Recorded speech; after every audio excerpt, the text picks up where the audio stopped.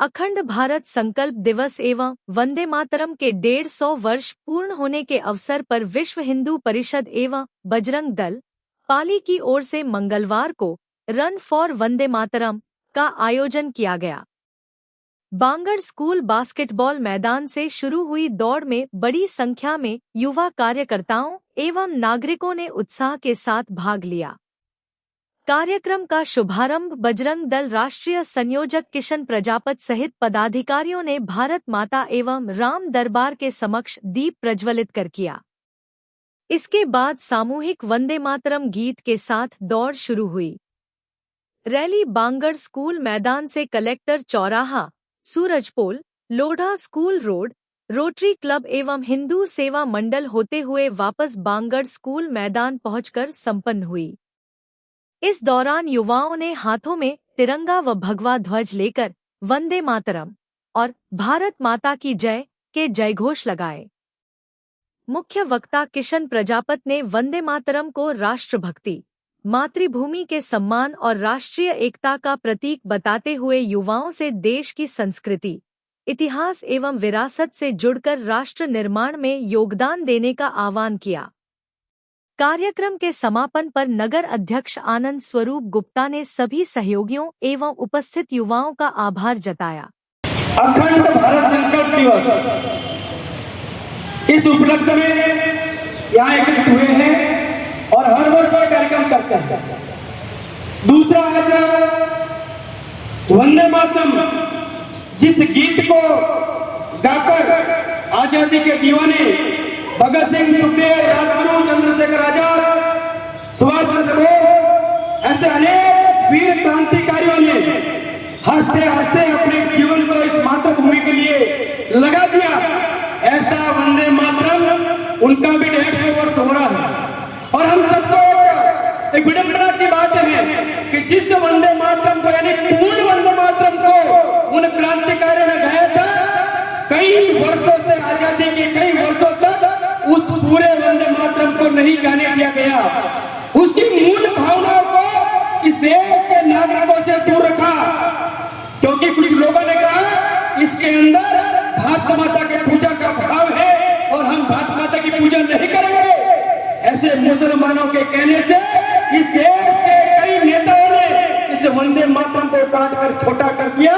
लेकिन हम सौभाग्यशाली हैं, ये जनरेशन, ये पीढ़ी आज की जयंती कि इस समय के अंदर आकर आज पूरे वंदे मातरम को गाने का अवसर हमारे सामने है। हमको आने वाली पीढ़ी को याद रखने की आवश्यकता है।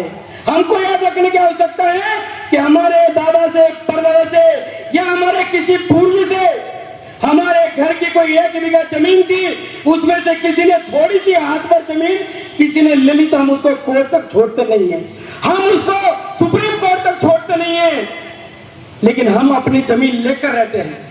हमको याद करना पड़ेगा, अगर वो जमीन हमारी है तो ये भारत माता की जमीन ये भी हमारी है। और ये भारत माता कोई जमीन का टुकड़ा नहीं है, ये भारत माता एक अपने आप में राष्ट्र पुरुष है। ये हमारे आस्था का सवाल है। और हमारी अपनी माँ की भुजाओं को कोई काट दे, हमारी अपनी माँ के आंचल पर कोई हाथ डाले, ये हम जैसे पुत्रों के लिए स्वीकार्य नहीं है। ये हमको समझने की आवश्यकता है। इस दिन को यानी कि इस दिन को पूरे देश भर के अंदर युवा पीढ़ी, बजरंग दल इस दिवस को मनाकर याद करता है कि अखंड भारत है क्या। हम सबको थोड़ा पीछे जाना पड़ेगा। आज का भारत का नक्शा हम देखते हैं, जो ये मातृभूमि जो चित्र लगाए हैं भारत माता का, ये चित्र हम देखते हैं, लेकिन आज का भारत जो है वो ये पूरा नहीं है। हम इसकी पूजा करते हैं क्योंकि ये पूरा है, लेकिन आज हमारे पास पूरा नहीं है। हमारे महाभारत के समय 1 करोड़ वर्ग किलोमीटर इस भारत माता का भूभाग था, 1 करोड़ वर्ग किलोमीटर, जिसके अंदर आज का कांधार यानी आज का अफगानिस्तान, आज का पाकिस्तान, आज का बांग्लादेश, आज का श्रीलंका, आज का नेपाल, आज का भूटान, आज का तिब्बत, आज का बर्मा, सभी भारत माता का अंग थे। कंबोडिया, थाईलैंड, लाओस, इंडोनेशिया, बाली, सुमात्रा, जावा, ये सभी इस भारत माता के अंग थे, लेकिन धीरे धीरे धीरे कट गए। ये कैसे प्रारंभ हुआ? जब हमारे जैसे युवाओं को समाज और देश की चिंता छोड़ दी, संगठन की कमी आ गई, तब जाकर ये प्रारंभ हुआ। हम सबको याद रखने की आवश्यकता है कि आज से 1500 साल पहले कभी मोहम्मद गोरी आया, कभी मोहम्मद गजनी आया, कभी सालार मसूद आया, तो कभी मोहम्मद बिन कासिम आया। ये सब क्यों है? इस अखंड भारत माता के ऊपर हमला करने आए थे, लूटने आए थे। हमारे यहाँ सोना चांदी हीरे जवाहरात, जिस भारत माँ को कहते थे ये भारत सोने की चिड़िया है, यहाँ घी दूध की नदियां बहती हैं, ये भारत को हम कहते थे ये हमारा भारत है। यहाँ एक एक मंदिर के अंदर हजारों किले सोना हीरे चांदी जवाहरात होते थे।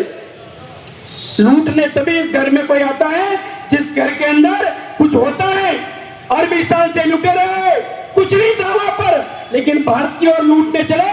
हम सबको ध्यान में है, जब सोमनाथ के मंदिर को मोहम्मद गजनी ने लूटा तो सैकड़ों टन हीरा चांदी सोना लेकर चला गया, हमारे मंदिरों को तोड़ा।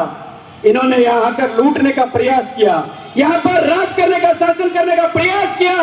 हिंदू समाज संगठित होकर जवाब नहीं दे पाया, इसलिए हमारा अपमान हुआ। जिन जिन महापुरुषों ने, जिन जिन महाबलियों ने अपने हाथ में तलवार लेकर उनका सामना किया, आज हम उनको याद करते हैं। याद करना चाहिए हमें बप्पा रावल को, जिसकी भुजाओं में इतना दम था कि उनके साथ में दो हाथ में दोनों तलवार होती थी और एक ही झटके में एक पैसे को झटके में काट देती, इतनी ताकत थी। उन्होंने मोहम्मद बिन कासिम को मारते मारते लाहौर से अफगानिस्तान तक पहुंचाया था और बप्पा रावल ने रावलपिंडी बसाई थी। वो महापुरुष है, 300 साल तक किसी मुगल की आक्रांता का हिम्मत नहीं हुई कि वो भारत की भूमि पर हमला कर दे। याद करें हम पृथ्वीराज चौहान को, जिसने मोहम्मद गोरी को 16 बार युद्ध के अंदर हराया। याद करें हम रानी नायकी देवी गुजरात की, जिसने मोहम्मद गोरी को पहली बार इस धरती पर हरा कर नपुंसक बनाकर भेज दिया। याद करें हम झांसी की रानी को, जिसने अपनी ममता में छोटे से बच्चे को पीठ पर बांधकर अंग्रेजों के सामने युद्ध किया। हमें याद करना चाहिए शिवाजी महाराज, राणा सांगा, संभाजी महाराज, कितने अनगिनत घाव झेले हैं।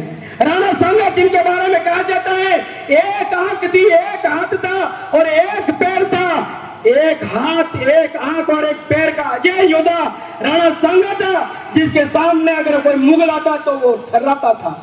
ऐसे महापुरुषों के कारण हम लड़ते रहे, हम जीवित रहे, लेकिन धीरे धीरे कमजोरी के कारण ये सब इस देश पर ऐसे मुगल मलेच्छ आए, जिन्होंने इस धरती पर कब्जा किया, हमारे मंदिरों को तोड़ा, हमारी संस्कृति को तोड़ा, हमारे माँ बहन बेटियों को उठा कर अफगानिस्तान, ईरान, इराक ले गए।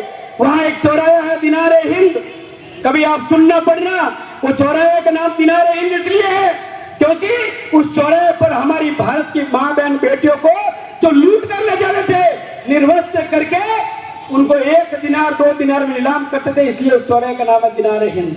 हमारे मंदिरों को तोड़ा, भगवान राम के मंदिर को बाबर के सेनापति ने तोड़ा, भगवान कृष्ण के जन्मभूमि को तोड़ा, काशी विश्वनाथ के मंदिरों को तोड़ा, सोमनाथ के मंदिरों को तोड़ा, ऐसे 30,000 प्रमुख मंदिरों को तोड़ा। फिर भी ये भारत माता बटी नहीं, फिर भी हम कटे नहीं, हम मजबूत है, लड़ते रहे।